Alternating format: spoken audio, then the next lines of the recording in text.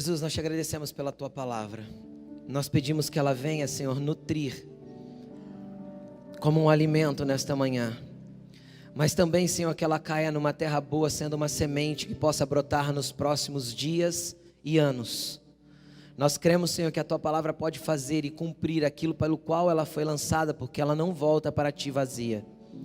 Pedimos, Senhor, que o Senhor venha ministrando cada coração aqui, continuando a ministrar cada coração aqui, e que esta palavra, Senhor, caia em terra fértil e dê frutos em nome de Jesus.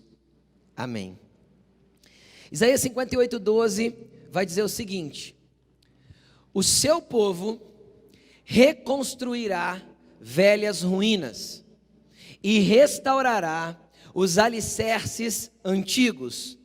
Você será chamado reparador de muros, restaurador de ruas e moradias. Numa outra tradução vai estar escrito mais ou menos assim, ó: os seus filhos edificarão ruínas antigas. Em outra tradução ainda vai estar: os seus descendentes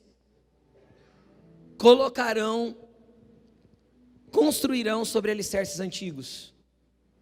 E você vai ser um reparador de brechas, ou reparador de muros, porque as brechas ficavam nos muros, um reparador de caminhos, para que o lugar se torne habitável, uma moradia, um lugar habitável.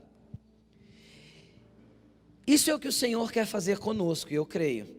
Mas eu não quero me aprofundar nesse verso agora, porque isto é uma promessa. Que tipo de promessa? Uma promessa que coisas serão restauradas, não é isso? Ambientes serão reconstruídos. A primeira coisa que eu quero fazer você entender: nós somos frutos do trabalho de muita gente, como Davi ministrou ontem. Eu ia começar falando isso. Nós somos frutos de cristãos que doaram a sua vida para que o evangelho chegasse até nós hoje. Nós somos frutos de homens que morreram, que foram queimados, apedrejados, cortados ao meio, perseguidos. Nós somos frutos dos antigos que vieram para o Brasil quando ser crente era cafona, era ser babaca, era andar às 5 horas da tarde num sol de Rio Preto ou de Ribeirão, em cima de uma Monarch, e ir para a igreja de terno. Só que nós somos consequência do trabalho dessa galera. Por mais que hoje nós venhamos a conhecer um evangelho diferente, um evangelho que nos trouxe, acho que mais liberdade no Senhor e automaticamente mais acessibilidade ao trono da graça, nós somos frutos do que eles plantaram. Quem crê nisso? Alguém lá atrás, cara, que você hoje não se colocaria a viver daquela forma, orou para que nós estivéssemos aqui. Eu lembro uma das vezes que nós estávamos orando profeticamente num lugar aqui em Rio Preto, orando pela cidade, nós e alguns pastores. E eu lembro que o Senhor gritou muito forte no meu coração, falando assim: vocês não são os primeiros a clamar por essa terra. Eu tenho um memorial de orações feitas por essa cidade na minha presença.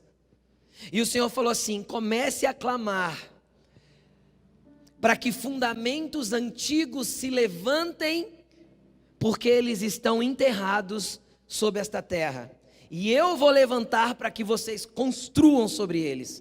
Fundamentos esses que antigos que passaram por aqui já deixaram plantados.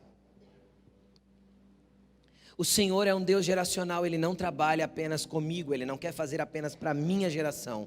O que eu faço hoje ecoará para várias gerações na frente, e o que eles fizeram no passado nos permite estar aqui hoje. Você pode glorificar a Deus por isso?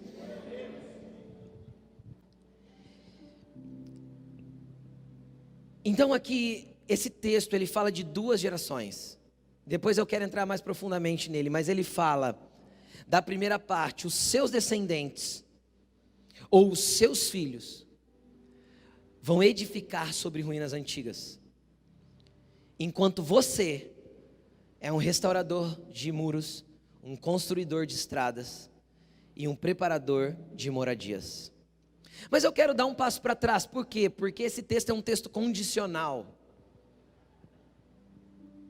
Ele é uma promessa condicional. Assim como é condicional que, para nós vivermos muitos anos sobre a terra, nós temos que honrar pai e mãe, não é isso? Essa não é a condição, o primeiro mandamento com promessa. Ou seja, é um mandamento condicional. Se eu cumpro o mandamento, eu tenho a promessa. Se eu não cumpro o mandamento, eu não tenho a promessa. E a Bíblia é lotada de condições. Você vai perceber muitos textos, a Elaine comentou isso esses dias aqui. Muitos textos que existe um se na frente, um se, e existe também um então.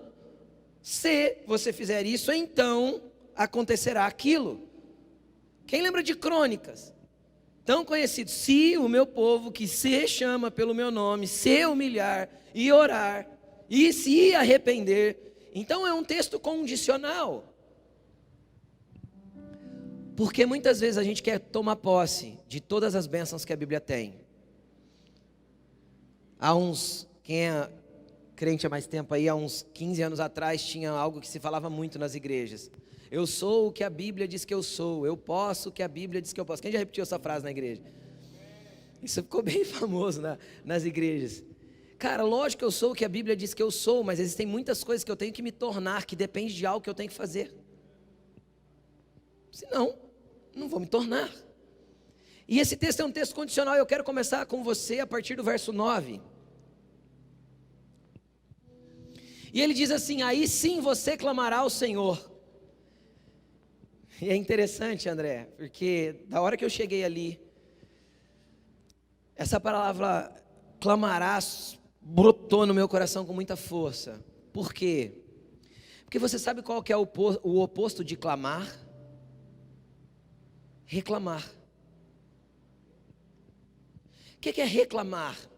É clamar de novo pelo problema. Se eu clamo a Deus. Se eu reclamo, eu chamo novamente o problema para mim. Então eu mostro um coração insatisfeito. E cristão é muito bom de reclamação. E muito ruim de clamor. A gente ora 5 minutinhos de manhã, mas a gente reclama o dia todo. Reclama porque está muito calor, mas reclama porque ontem a gente saiu da igreja e estava frio. Reclama porque domingo retrasado estava um calor insuportável aqui dentro, porque o Zar estava, né? E reclamaram ontem à noite porque estava frio demais aqui dentro. Então a gente é muito bom de reclamação e muito ruim de clamor. Porque se a gente clamasse para quem pode nos ouvir, aí sim, nós clamaríamos e Ele responderia. Então o primeiro ponto que nós temos que entender é trocar a reclamação pelo clamor. Se tem alguém que pode prestar atenção naquilo que nós estamos pedindo ao nosso Pai Celestial, Jesus falou assim: e tudo o que vocês pedirem em meu nome, crendo recebereis. E você sabe o que significa a palavra tudo no grego? Tudo. Sem falta nenhuma, completo. É tudo isso que Jesus tem para fazer. Então a gente tem que parar de reclamar e clamar, e Ele gritar, e a gente vai gritar por socorro, e Ele vai dizer: eu estou aqui. Então o primeiro ponto que nós temos que aprender é: se nós queremos nos tornar alguém que vamos restaurar, e eu vou chegar lá, eu vou esmiuçar um pouquinho mais esse versículo 12. Se a gente quer chegar ao ponto de ser restauradores, sermos restauradores, nós temos que, acima de tudo, aprender a clamar. A galera cantou, tá chorando? Louve, né? Foram lá na Cassiane, gente, vocês foram longe. Louve, simplesmente louve, adore, clame. Ele vai dizer: eu estou aqui. Aí ele começa o ser. Se você eliminar do seu meio o julgo opressor, vamos parte por parte. Cara, o que foi o problema dos fundamentos que a gente tem dentro do cristianismo? E ainda tem acontecendo, infelizmente. Existem ainda construções que estão sendo construídas a partir de um jugo opressor. O que é o jugo opressor? Jugo, para quem não sabe, é aquele negócio que colocava entre dois bois para eles ararem a terra, aquele que vai no pescoço. Por isso que Paulo falou assim, não vos prendais a um jugo desigual. O que é o jugo desigual? É quando um boi era maior, o outro era pequenininho. Então o grande fazia muita força e o pequenininho andava todo torto do lado. O jugo precisa ser reto para os bois ararem bem.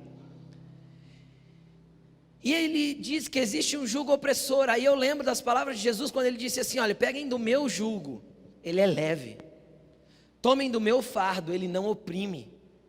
O problema é que muitas vezes nós criamos um jugo de religiosidade que faz com que as pessoas sejam oprimidas. Por quanto tempo a igreja substituiu a graça pela regra?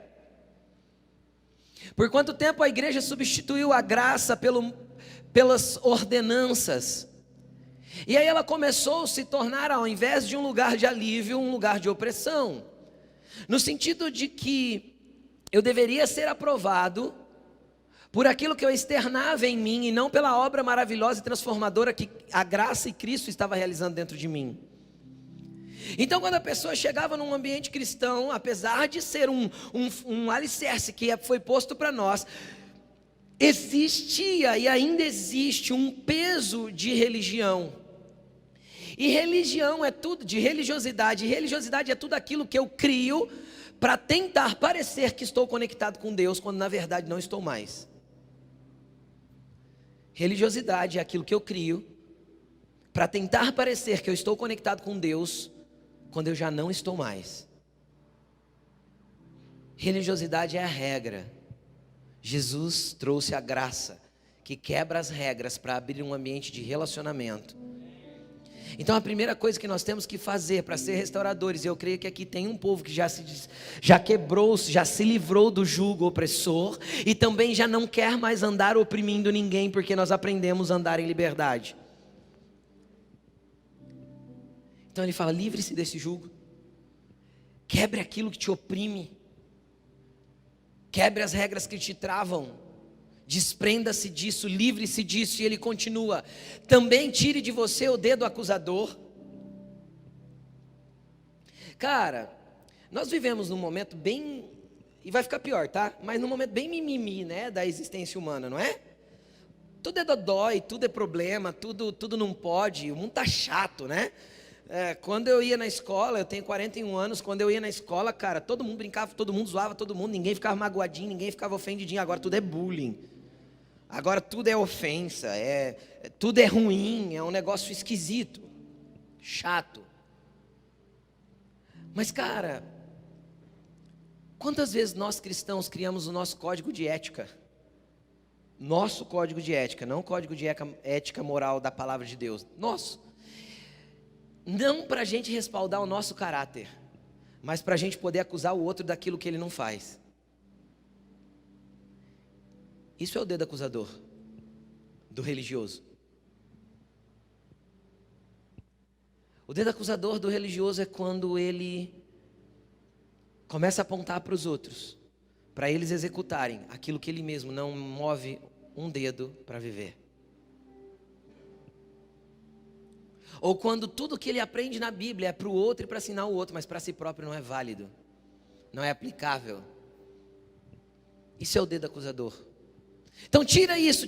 Se você tirar do meio de você o jugo opressor, o dedo acusador e a falsidade no falar,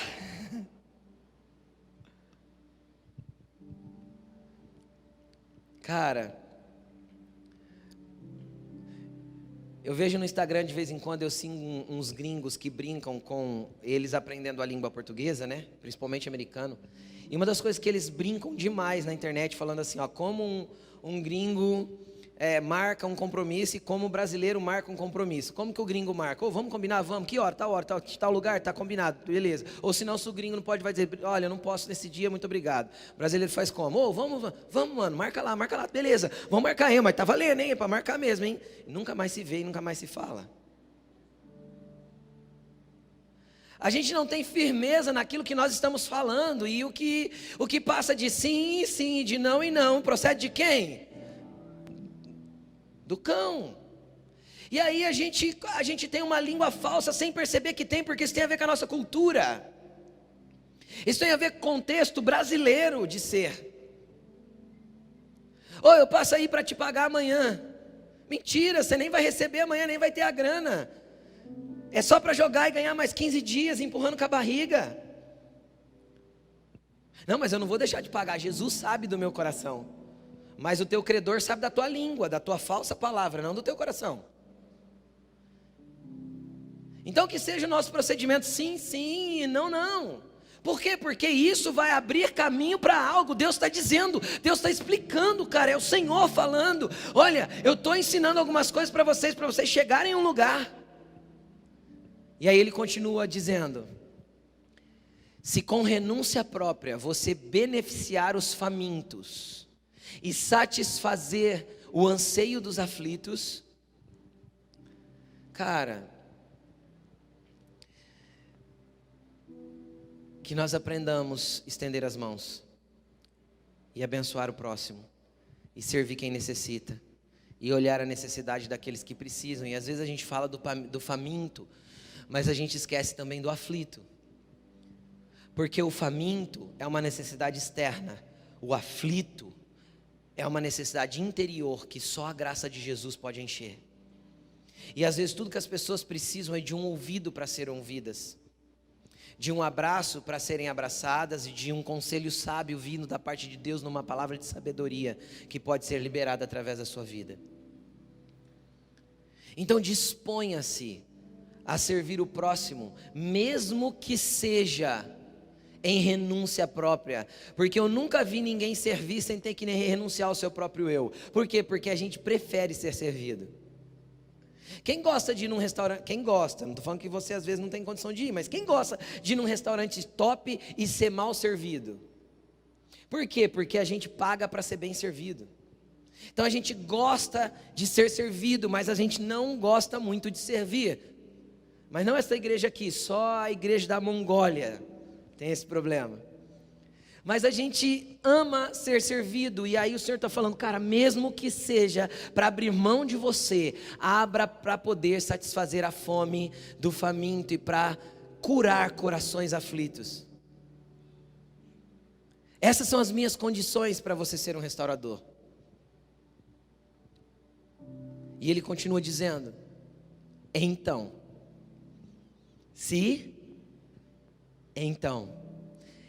efeito, consequência.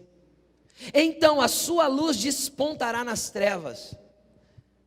Cara, nós vivemos um tempo na onde cada dia ficará mais claro aquilo que é sujo. É o que Jesus falou em Apocalipse 22, que o sujo suje-se ainda mais, mas que os limpos purifiquem-se ainda mais. Então estamos entrando, ou já entramos, num tempo onde não dá mais para a igreja ficar brincando com trevas e luz, e nem ficar brincando na sujeira, porque é justamente o que o apóstolo Pedro disse: é a porca lavada que voltou a revolver-se na lama, e é o cão que voltou a comer o seu próprio vômito.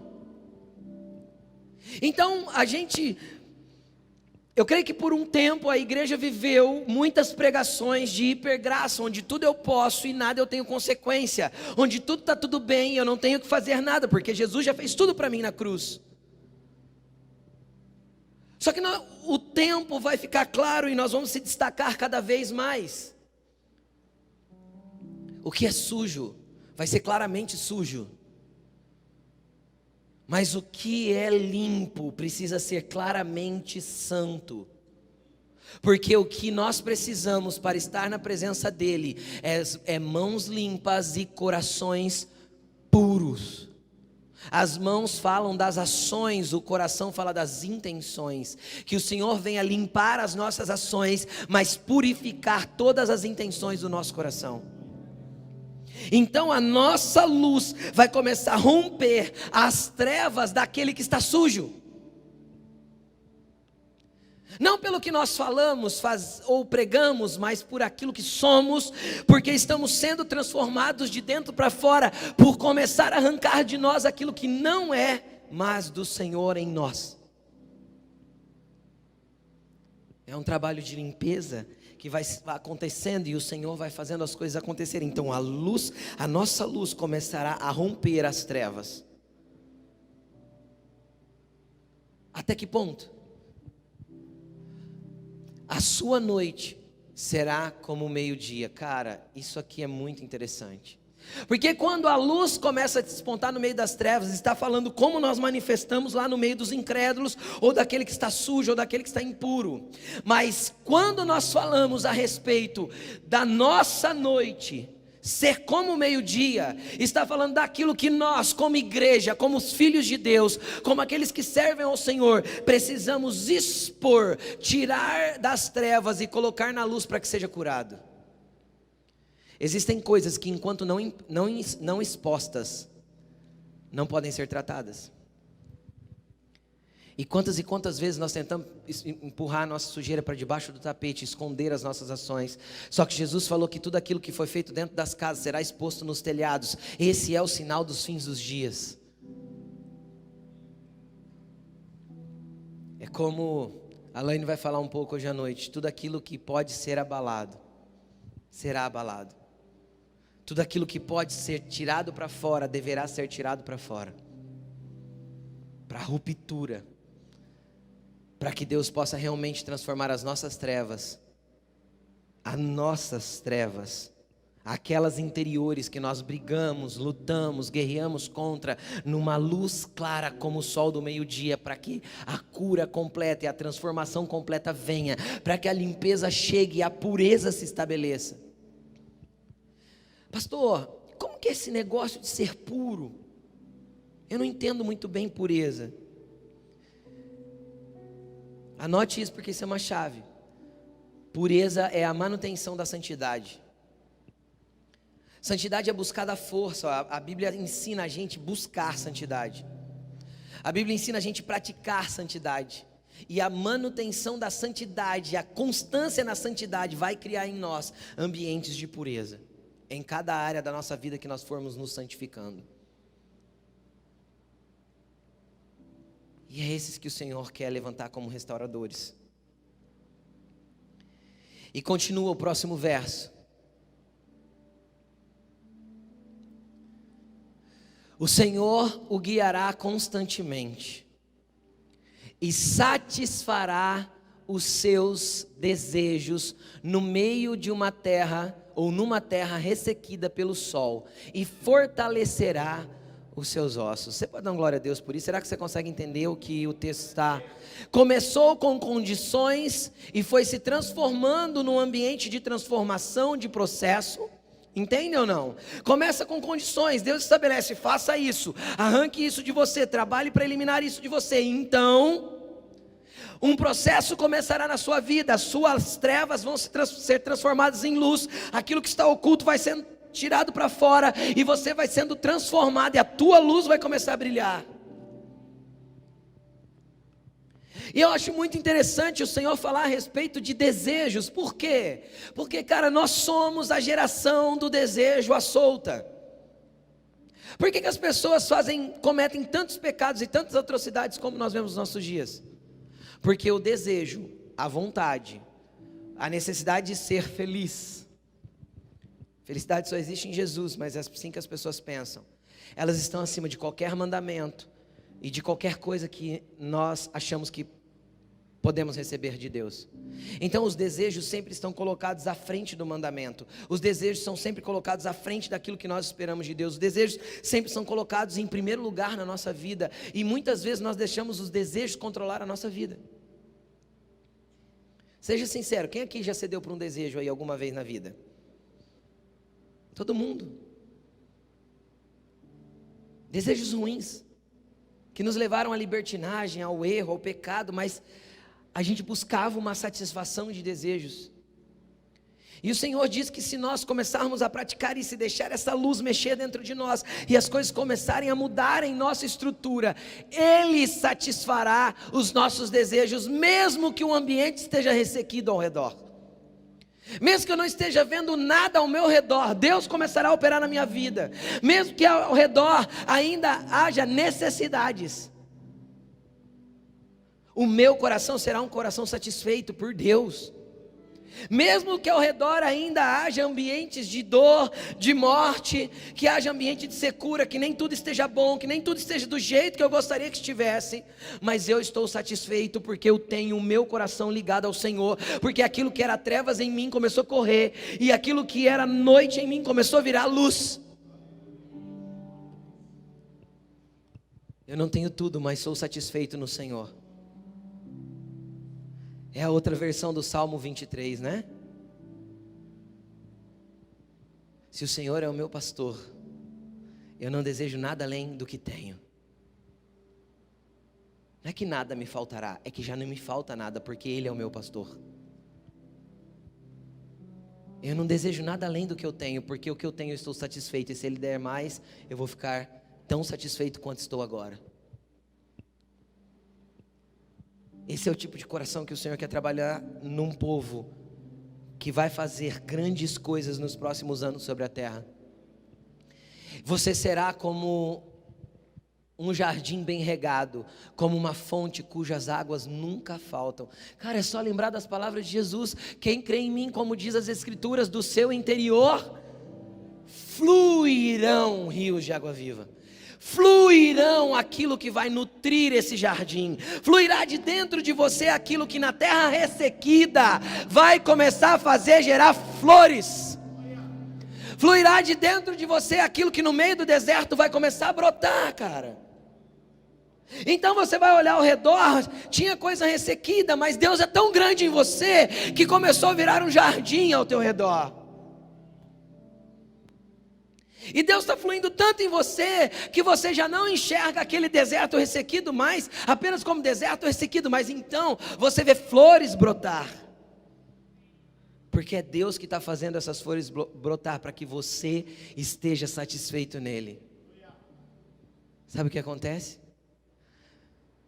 Todo jardim é admirável, então você não será mais apenas alguém que está satisfeito no Senhor, mas você servirá para satisfazer também algumas pessoas ao seu redor com aquilo que está brotando de você. E esse processo vai se ampliando no que Deus pode fazer na sua vida. Isso vai ficando grande. Daqui uns dias você vai perceber que pessoas só estão perto de você porque gostam do seu perfume.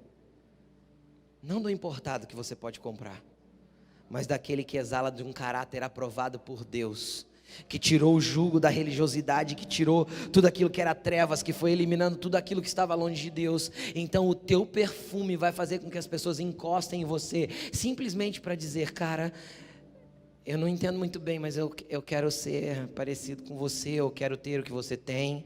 Me mostra de onde saem essas flores aí, porque ao meu redor só tem trevas, mas eu vejo luz em você, eu vejo brilho em você, eu vejo flores em você, tem bom perfume aí. E cara, esse bom perfume não tem a ver com o que você está fazendo, mas tem a ver com aquilo que você está se tornando no Senhor.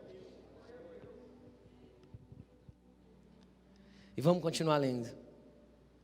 Aí a gente chega no 12.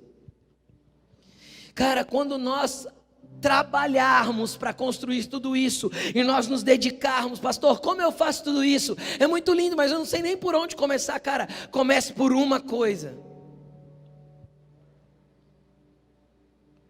queira estar na presença dele todos os dias.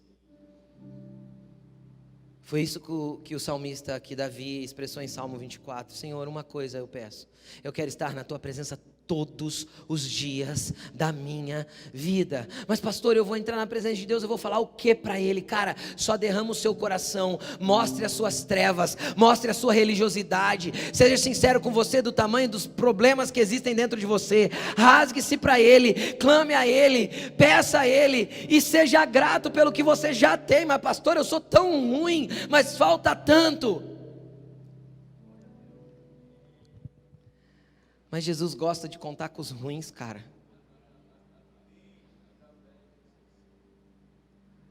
Olha para essa pessoa que está do teu lado, chacoalha o ombro dele assim com bastante carinho e fala assim: Jesus conta com você, porque você é pior do que você imagina.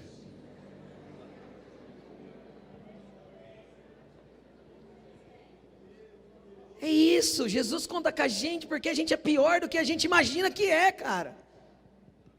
Pega os discípulos. Eu acho doido em Lucas. A Bíblia diz que Jesus subiu no monte para orar. No livro de Lucas, no Evangelho de Lucas, Jesus subiu no monte para orar. E a Bíblia diz que ele orou do pôr do sol ao nascer do sol. 12 horas orando. Quem já passou 12 horas orando aí, gente? Vamos ser sinceros. A gente já fez vigília de 12 horas, hora que dá 5 horas da manhã, meu amigo. Você tá mais para lá do que para cá. Você já não sabe nem quem você é. Você já está orando a Jesus, abençoa Deus, Pai, Jesus, abençoa eu, família. Está grogue já. Jesus orou 12 horas, cara, e a Bíblia diz que ele desceu do monte e escolheu 12 discípulos. Mano, 12 horas orando para fazer 12 escolhas ruins.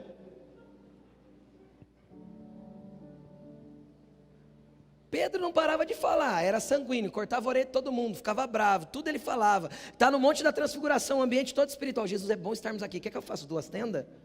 Uma para você, uma para Moisés e outra para 3, né? E outra para Elias. Simão era um zelote era um revolucionário. Era meio que ele fosse a galera do pão com mortandela, petista roxo aí, que faz passeata. Era o Simão, o zelote. É desses. João se tornou o discípulo do amor, mas cara, ele não era o discípulo do amor. Ele sai de Betsaida e Corazim e fala assim, ele, Tiago, o irmão, né, mais velho. Ô Tiago, vamos falar para Jesus, para nós orar, para descer fogo em Betsaida e Corazim. Eles não receberam a palavra de Deus. Discípulo do amor. Jesus olhou para ele e falou, que espírito vocês são? Mateus era cobrador de imposto, cara. Sabe que jeito que cobrador de imposto fazia? Roubava todo mundo. Tipo alguns fiscais aqui do Brasil, sabe? Aquele um que dá aquela extorquida para pegar um dinheirinho para ele. É parecido. Mateus.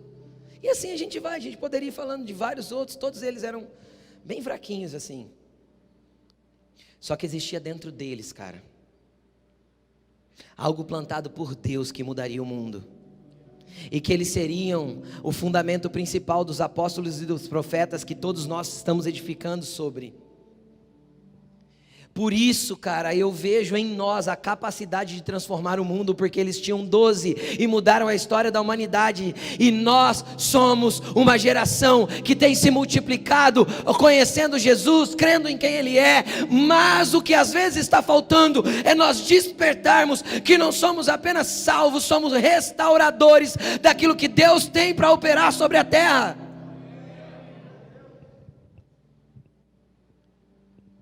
Então, se nós vivermos tudo isso, deixa o 12 para mim fixo aqui, por favor.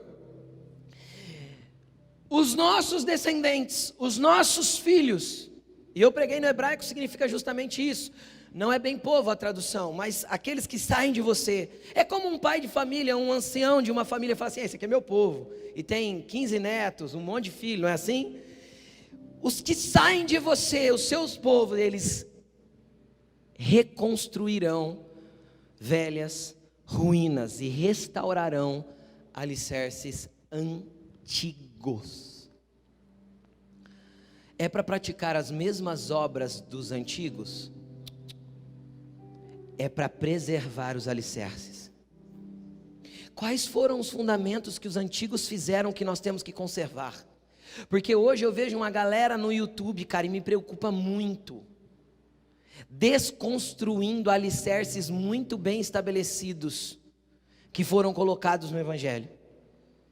E eles vêm derrubando algumas coisas que não deveriam ser tocadas, porque não são paredes de religiosidade, são apenas fundamentos que estabeleceram aonde nós chegamos com a nossa fé. E tem gente indo para o YouTube com um montão de seguidores e falando assim, não galera, tudo bem fazer isso, não tem problema, sem filtro nenhum.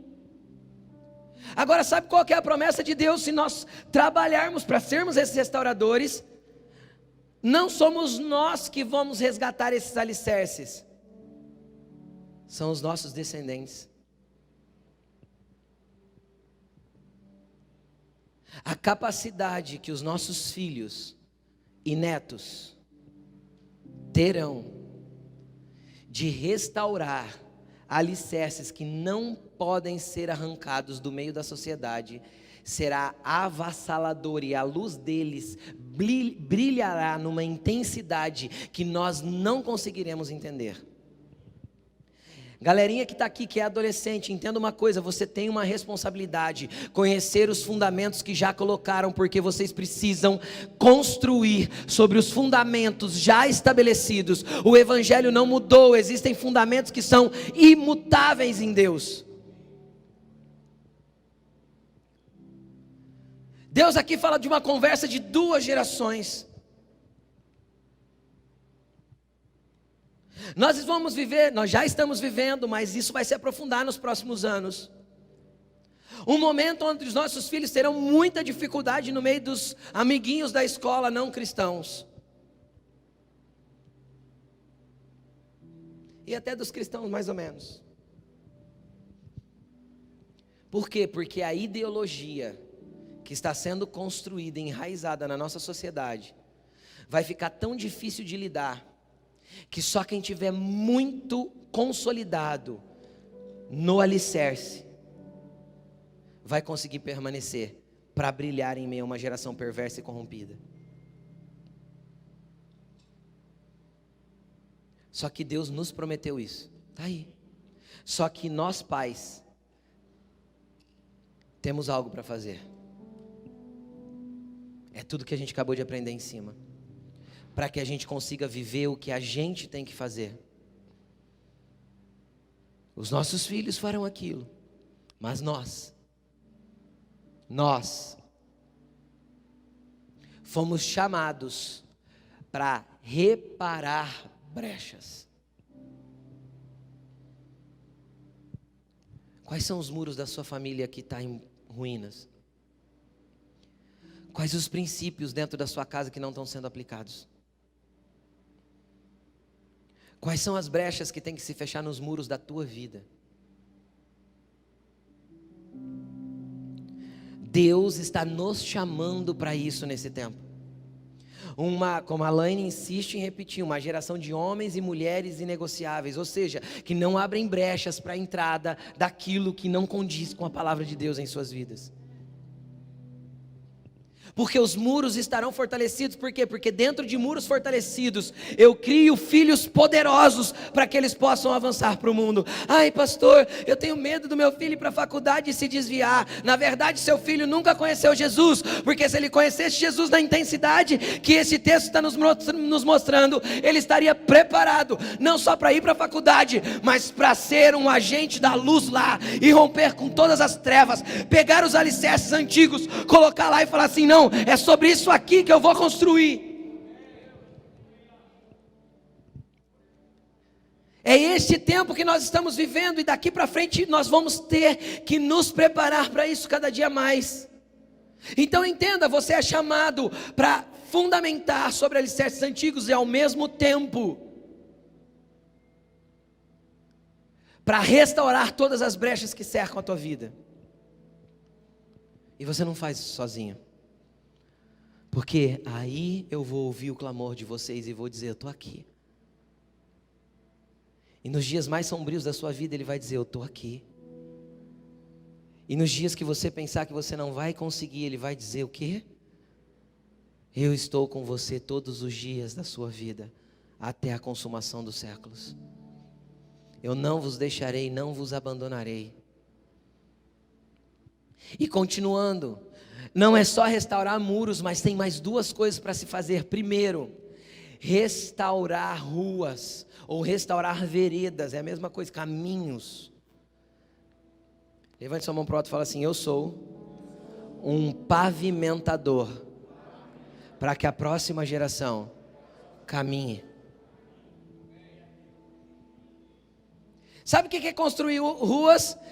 Quem lembra da parábola do banquete? O rei fez convite, o povo não veio. O rei fez convite, o povo não veio. Quem lembra? Então ele chama os seus servos e fala assim, vá. Vá por onde? Pelas ruas e pelas vielas. Tragam todos. Cara, as pessoas precisam entender que em você existe um caminho para chegar a Deus. Entende ou não? Você pavimenta um caminho que aponta para Jesus, aponta para o Cristo, para o verdadeiro caminho, verdade e vida. Você precisa ser alguém que pavimenta o caminho para as pessoas andarem. Você precisa ser um facilitador daqueles que tropeçam, daqueles que se enroscam pela vida, daqueles que andam cambaleando. Você precisa ser um facilitador daqueles que têm pés vacilantes e joelhos trementes. Você precisa ser um facilitador para aqueles que estão se chegando em Cristo. Você precisa ser um facilitador para a galera da tua empresa que você trabalha e que às vezes olha para você e não tem coragem de pedir uma oração, porque você não mostra, não aponta para Cristo, porque a tua luz ainda não brilha lá. Mas você está sendo chamado nesses dias para ser um construidor de ruas.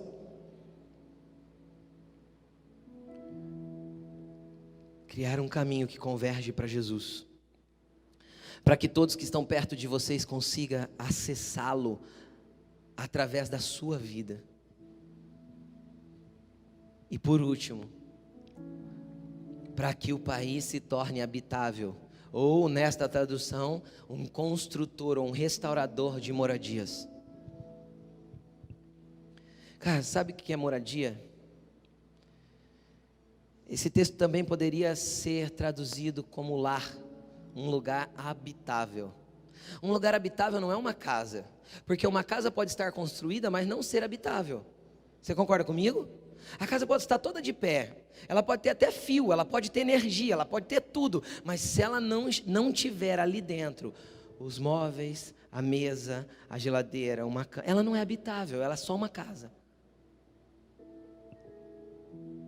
O Senhor quer que nós trabalhemos para criar na comunidade local um lugar onde as pessoas cheguem e sejam bem recebidas e encontrem um lugar de descanso nele. O Senhor quer que nós trabalhemos para criar uma família de fé, uma habitação, um lugar seguro, realmente um lar, onde as pessoas sejam acolhidas, bem recebidas, livre dos vírus, da fofoca, da língua lá, de tudo aquilo que a gente falou no início. Se a gente arranca aquilo, então um ambiente de lar vai sendo construído ao redor da nossa vida e daqueles que estão perto de nós. A igreja não é um lugar apenas para vir, mas um lugar para literalmente congregar, para realmente eu ter comunhão uns com os outros, e o sangue de Jesus nos purifica de todo pecado. A igreja é um lugar para ter vida na vida, ter relacionamentos, ter amizades, para sentar-se à mesa, e para isso precisa ter mesa, para sentar-se num lugar de descanso, e para isso precisa ter um lugar de descanso. E quem prepara isso? Nós fomos chamados para isso. Prepare uma mesa, mesmo que seja na presença dos seus inimigos. Se assente, coma, compartilhe, divida, ama. Então, cara, os seus filhos conseguirão ter alicerces profundos para manter a vida deles sólidas sobre aquilo que Jesus quer fazer. Agora, por que nós precisamos ser restauradores? Eu quero ler um último versículo. Atos 3, 21. Por que eu preciso fazer tudo isso, pastor? Bom, além de ter uma família abençoada, além de ter filhos que vão se manter fundamentados no Evangelho, além de ter a sua trevas transformada em luz, além de ser satisfeito e de andar num lugar ressequido mesmo com satisfação, além de ser um jardim regado e brotar flores, ou seja, as recompensas são muito maiores do que as exigências. Mas tem uma última coisa: é necessário que ele permaneça no céu. O texto está falando de Jesus. Em outras traduções vai estar escrito: é necessário que o céu o contenha. E eu gosto desse texto porque conter é quando eu estou segurando realmente para que aquilo não rompa. Importa que o céu o contenha até que chegue o tempo em que Deus restaurará todas as coisas, como falou há muito tempo por meio dos seus santos profetas. Sabe o que Deus quer restaurar? Deus quer restaurar as nossas vidas, para que sejamos restauradores dos fundamentos que Ele estabeleceu há longos anos, através dos apóstolos, dos profetas, da vida de muitos irmãos que vieram antes de nós. Que nós não joguemos fora os marcos antigos e que nós não ignoremos os fundamentos passados. Deus quer que nós venhamos a restaurar tudo aquilo, e quando a Bíblia diz que Deus vai restaurar, Ele vai nos usar para ser parte dessa restauração. Agora, sabe o que eu gosto da palavra restauração? É porque quando eu falo de reforma Reforma eu quebro, eu mudo, né? Quem já reformou uma casa? Essa porta aqui, ela não está legal, vamos mudar, vamos tirar essa porta daqui, vamos colocar ali. Quem já fez reforma assim? É terrível, né, gente? Terrível, morar dentro da casa e fazer reforma, pior ainda. Mas a gente troca as coisas de lugar, a gente muda. Não, vamos trocar esse telhado, arranca ele, vamos pôr outro. Então, existe uma substituição na reforma. Deus não está reformando a igreja, Ele está restaurando ela. Sabe por quê? Porque restauração fala de trazer ao princípio de volta. Fala de preservar todas as coisas antigas e refazer do mesmo jeito que era antes. Então você quer entender o que Deus quer de nós?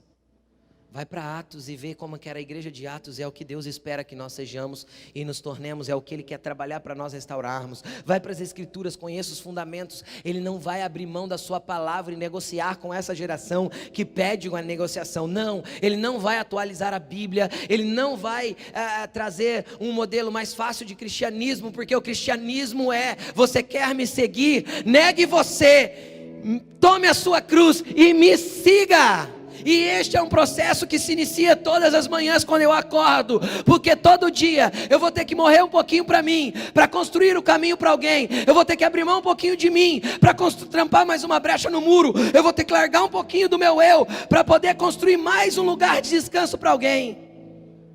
E sabe o que isso vai te custar? Tudo.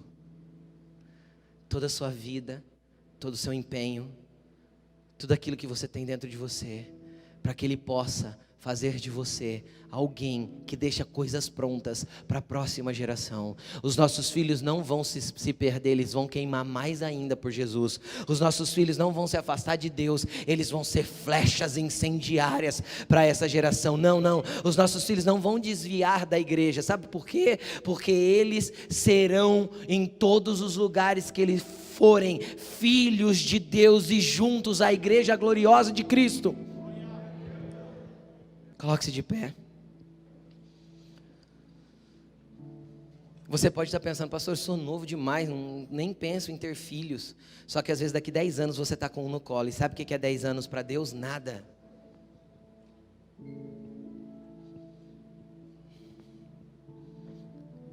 Todos nós crescemos e envelhecemos e temos um legado para deixar. Mas Deus quer levantar restauradores hoje. Pessoas que realmente deixem a sua luz brilhar, transformem as suas trevas em meio-dia. Porque eliminaram o jugo opressor, a língua caluniadora, porque deixaram Jesus começar a trabalhar. Cara, esse momento é seu e de Jesus.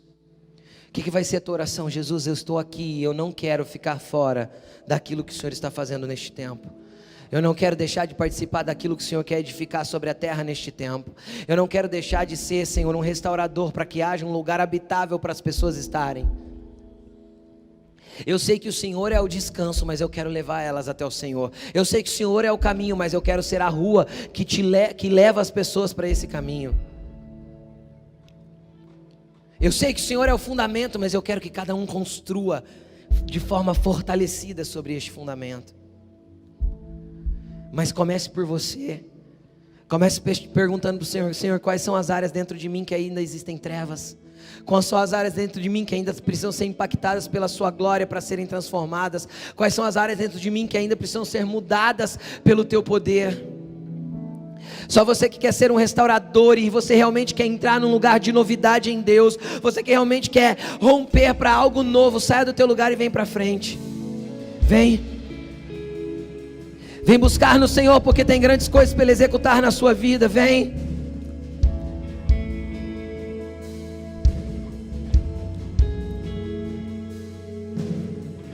Comece em você, Ele está te chamando. Tampe as brechas, faça ruas, estabeleça moradias. Eu te chamei para isso.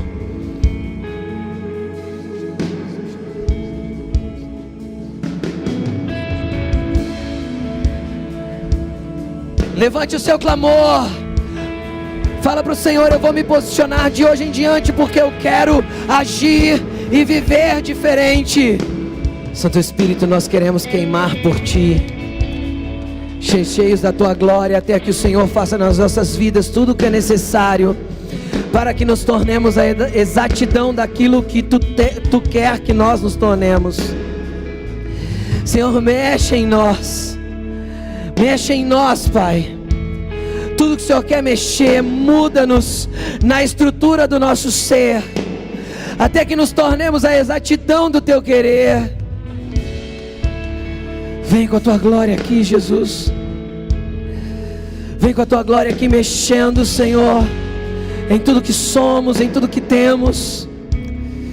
Coloque a mão sobre o seu coração e fala assim para Ele: Senhor, gera pureza aqui. Gera pureza aqui dentro, Senhor, até que eu possa acessar lugares espirituais.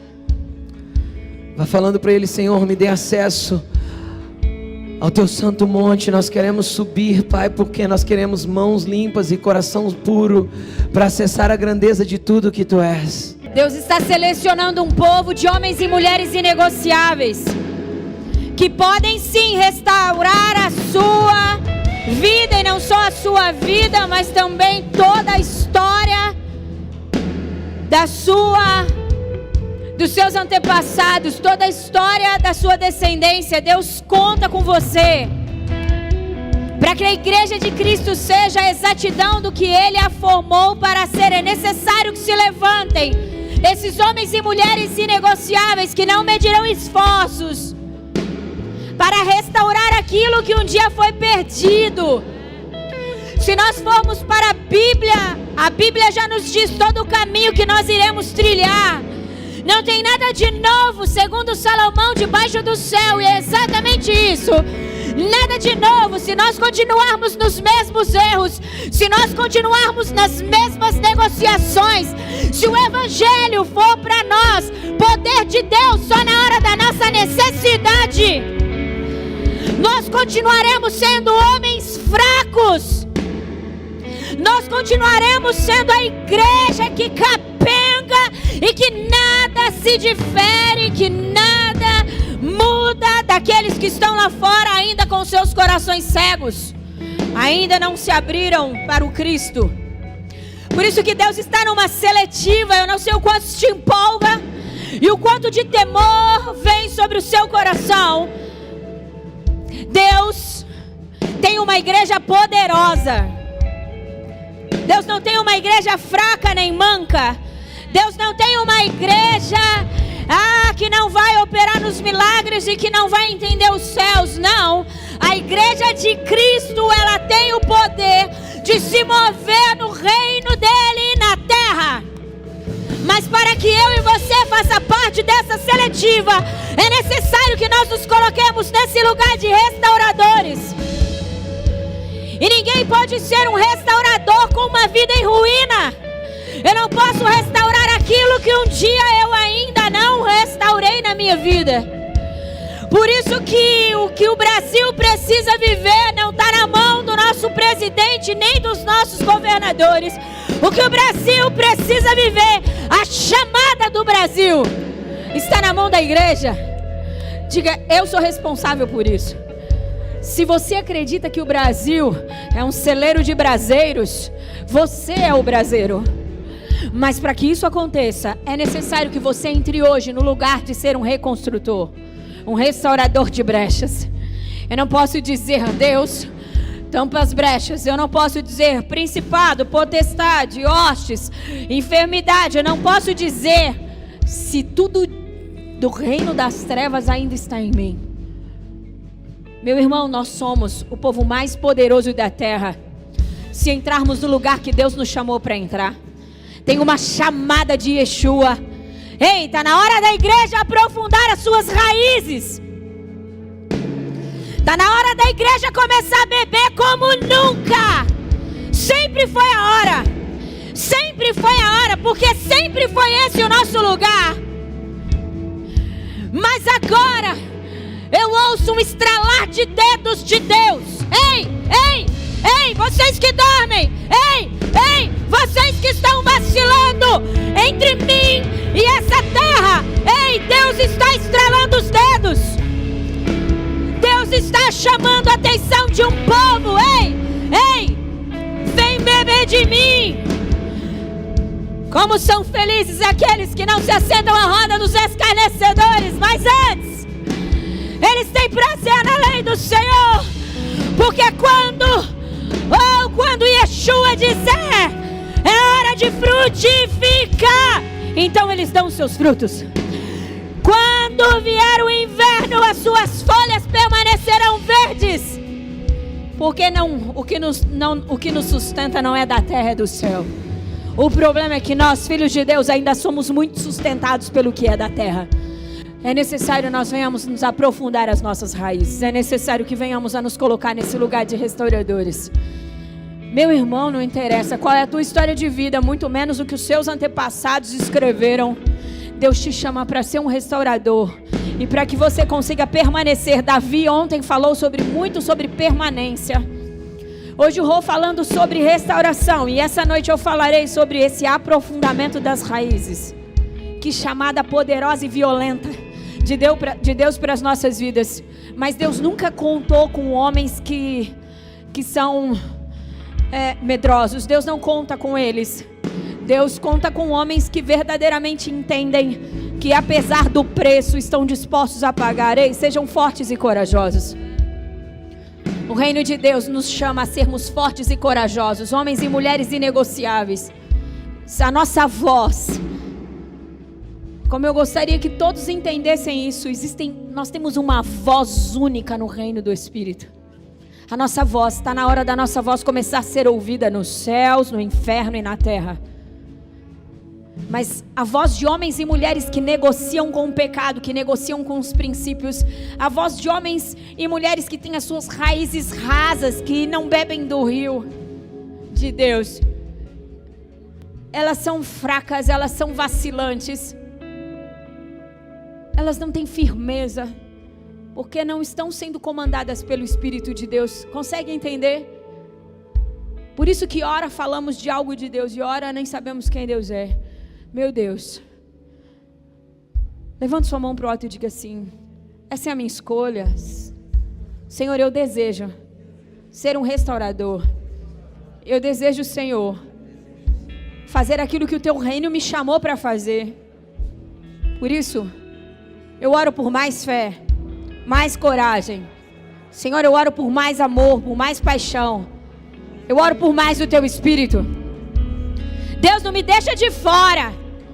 Escreve tudo o que o Senhor tem para escrever a partir de mim, dos meus filhos, dos meus netos. Escreve, Senhor. Diga, eu quero ser a exatidão do que o Senhor me chamou para ser. Por isso, Deus, gera em mim pureza, santidade, temor do Senhor. Me faz, Senhor, não olhar para as dificuldades, nem para o que essa terra está dizendo, mas me faz ver o céu, Senhor. Diga a Deus, eu quero ser alguém que conhece os céus. Deus, eu quero ser alguém que verdadeiramente se move no teu reino. Por isso, ajuda-me.